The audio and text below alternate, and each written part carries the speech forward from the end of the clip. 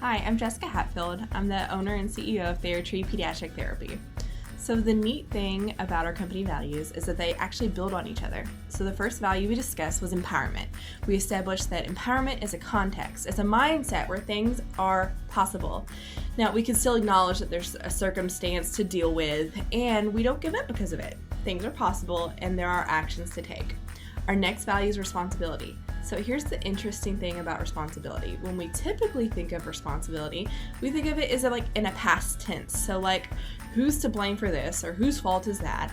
And we usually don't have a ton of positive memories about responsibility.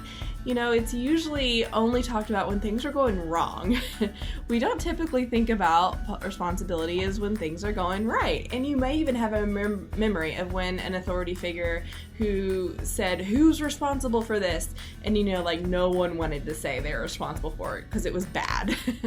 Well, the thing about responsibility is it doesn't live in the past, and it's not about burden or blame or shame or fault or guilt. It's also not about praise or credit either. Responsibility actually can live out in the future. It's standing where you are today and speaking a new future into existence, where you say, this thing is going to go this way because I am going to cause it to happen. So consider responsibility as a declaration to be at the source of and cause something.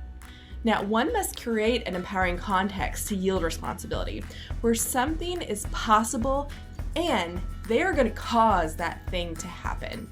Responsibility is the magic that transforms ideas into reality.